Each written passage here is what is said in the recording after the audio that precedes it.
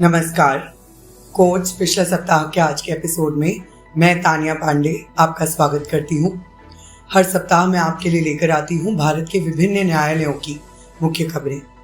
शुरू करते हैं आज का एपिसोड सुप्रीम कोर्ट के जजमेंट्स के साथ। सुप्रीम कोर्ट ने दोहराया है कि अनुसूचित अपराध से बरी किए गए व्यक्ति पर prevention of money laundering act 2002 के तहत मुकदमा नहीं चलाया जा सकता है। इस मामले में लोकायुक्त पुलिस ने डेप्यूटी रेवेन्यू ऑफिसर रहे आरोपी के खिलाफ प्रिवेंशन ऑफ करप्शन एक्ट 1988 की धारा 13(1)(e) के साथ पठित धारा 13(2) के तहत मामला दर्ज किया है। ट्रायल के लंबित रहने के दौरान एनफोर्समेंट डायरेक्टरेट ने आरोपी, उनकी पत्नी और बेटे के खिलाफ मामला दर्ज किया और विशेष अदालत के समक्ष prevention of money laundering act की धारा 3 के तहत शिकायत दर्ज की।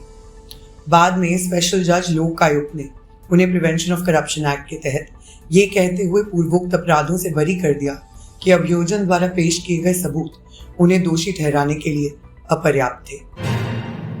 सुप्रीम कोर्ट ने कहा है कि किसी अदालत के गलत फैसले को पुनर्विचार क्षेत्राधिकार के प्रयोग करके ठीक नहीं किया जा सकता है, बल्कि केवल उच्च कोर्ट द्वारा ही इसे ठीक किया जा सकता है।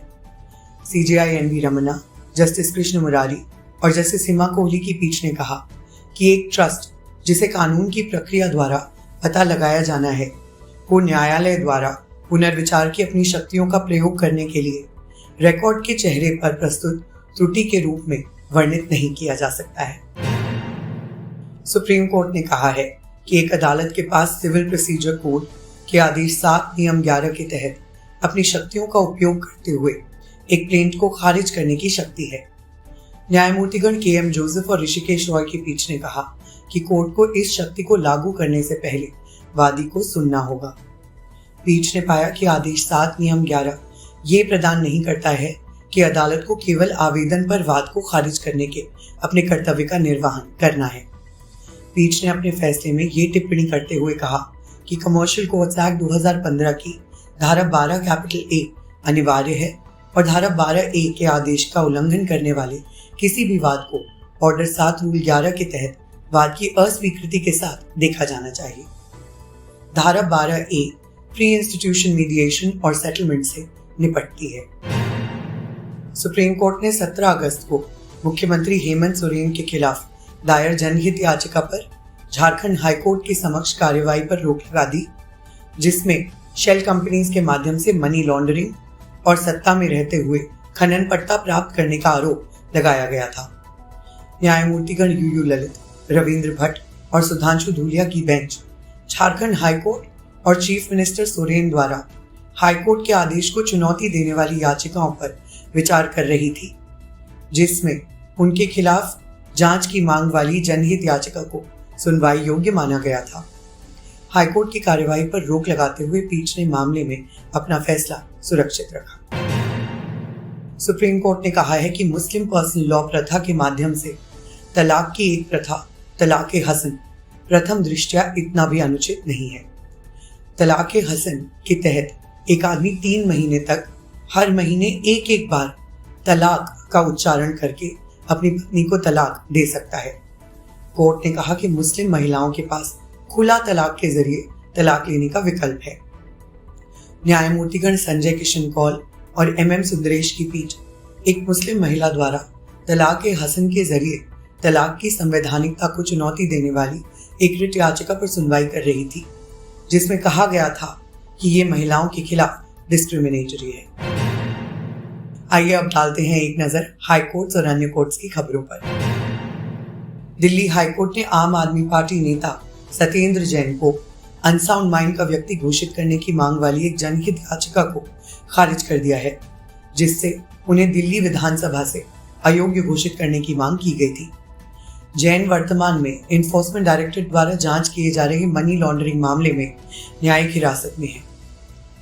चीफ जस्टिस सतीश चंद्र शर्मा और जस्टिस सुब्रमण्यम प्रसाद की खंडपीठ का विचार था कि आर्टिकल 226 के तहत रिट क्षेत्राधिकार का प्रयोग करते हुए न्यायालय जैन को विकृत दिमाग वाले व्यक्ति के रूप में घोषित नहीं कर सकता है और उन्हें विधानसभा का सदस्य होने से या government of NCT of Delhi में मंत्री होने से अयोग्य नहीं ठहरा सकता है।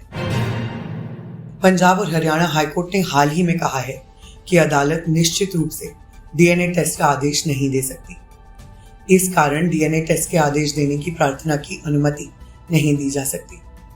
हालांकि इस मामले में प्रतिवादी के माता पिता के बारे में पूछताछ की जा सकती है। जस्टिस अलका सरीन की पीठ ने आगे कहा कि अपनी याचिका के समर्थन में सबूत जोड़कर अपने मामले को साबित करने का बोझ पक्षकार पर है।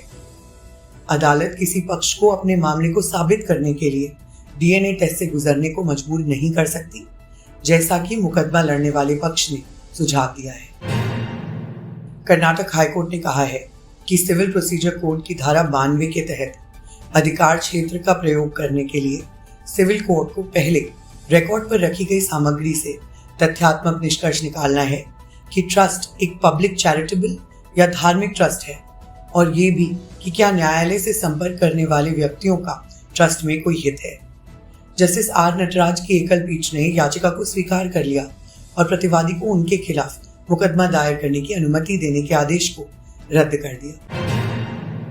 कर्नाटक हाईकोर्ट ने कहा है कि नेगोशिएबल इंस्ट्रूमेंट्स एक्ट की धारा 138 के तहत दायर मामले के निपटारे में देरी अधिनियम की धारा 143 कैपिटल ए के तहत अंतरिम मुआवजा देने का आधार नहीं हो सकती है। जस्टिस एम नागप्रसन्ना की एकल पीठ ने पद्मनाभ टीजी ट्रस्ट द्वारा दायर याचिका को स्वीकार कर लिया और 9 नवंबर 2021 के आदेश को रद्द कर दिया, जिसमें याचिकाकर्ता को चेक राशि का 10% भुगतान करने का निर्देश दिया गया और मामले को फिर से आदेश पारित करने के लिए मैजिस्ट्रेट अदालत को वापस भेज दिया गया। झारखंड हाईकोर्ट ने माना है कि केवल इसलिए कि एक भिन्न न्यायालय को एक्सक्लूसिव जुरिस्डिक्शन प्रदान किया गया है, ये विपरीत संकेत नहीं हो सकता और मध्यस्थता का स्थान अभी भी मध्यस्थता की सीट ही होगी।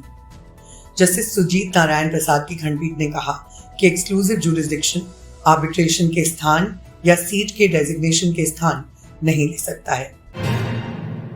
इलाहाबाद हाईकोर्ट ने कहा है कि उम्मीदवार अधिकार के रूप में दावा नहीं कर सकते कि किसी भी पद पर भर्ती हर साल की जानी चाहिए। इसके साथ ही कोर्ट ने कुछ अधिक उम्र के असिस्टेंट प्रोसिक्यूशन ऑफिसर एग्जाम 2022 के उम्मीदवारों को राहत देने से इनकार कर दिया।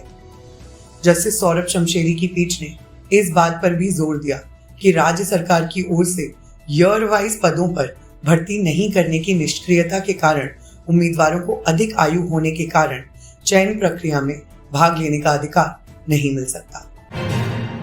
इसी के साथ आज का एपिसोड समाप्त होता है। हमारे साथ जुड़े रहने के लिए धन्यवाद।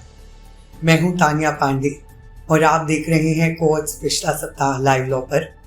आपका दिन मंगलमय हो। नमस्कार।